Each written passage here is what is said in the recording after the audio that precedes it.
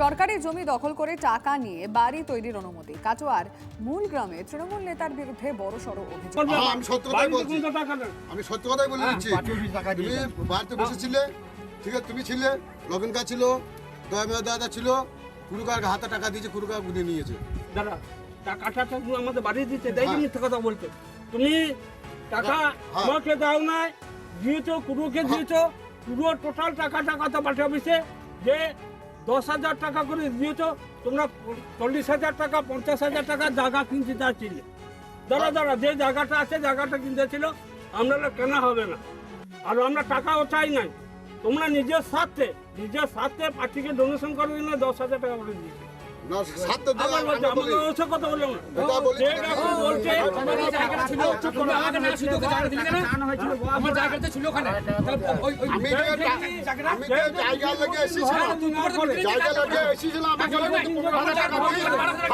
বলি যে আমি যখন এইভাবে খাসা জায়গা আমাকে সরকারকে ওই পার্টিকে চাইছিলাম, তৃণমূল সরকার আমাকে টাকার বিনিময়ে দিয়েছিল, আঁকাটা দিয়েছিল, আর আঁকাটা টাকার বিনিময়ে আমাকে নিতে হয়েছিল 30,000 টাকা।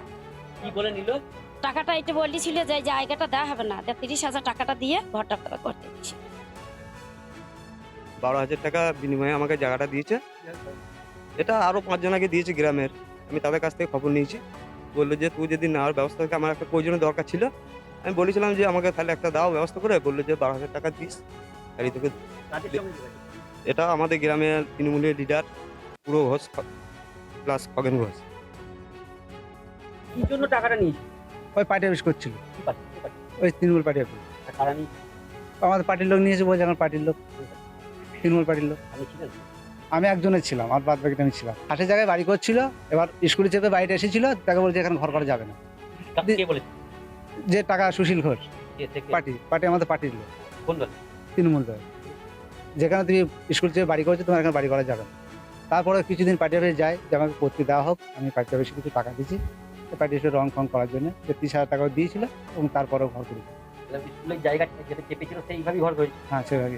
এটা তো পুরো বেআইনি। আর বেআইন, অবশ্যই বেআইন। একটা পুকুর খাস হয়েছিল, সেই খাসের পুকুরের পার আছে প্রচুর জায়গা, প্রত্যেকটা গরিব মানুষকে বিলি করা হয়েছিল। সেই গরিব মানুষের কাছে আজকে ওরা ঘর যখন করতে যায়, তাদের কাছে সব টাকা আদায় করে, তোলাবাজি করে, জোর করে টাকা আদায় করে, ভয়ে তারা টাকা দিতে বাধ্য হয়েছে। তারপর তাদেরকে ঘর করতে দেওয়া হয়েছে। আজকে তৃণমূলের যারা নেতা আছে, ওখানে নাম হচ্ছে দয়াময় দত্ত, সুশীল ঘোষ, নিখিল ঘোষ, মধু, হ্যাঁ, এরা সকলে মিলে এই টাকাগুলো নিয়েছিল। তাদের পাট্টা একজনেরও পাট্টা হয় নাই। ওরা প্রলোভন দিয়েছে যে তোদের টাকা দে, তোদের পাট্টা করে দেবো। এখনো পর্যন্ত তাদের কোনো পাট্টা করে দেয়নি, অথচ এই টাকাগুলো নিয়েছে গরিব মানুষের কাছে। এখন চাইছি এই গরিব মানুষদের কাছে যে টাকাগুলো নিয়েছে যাতে ফেরত হয়,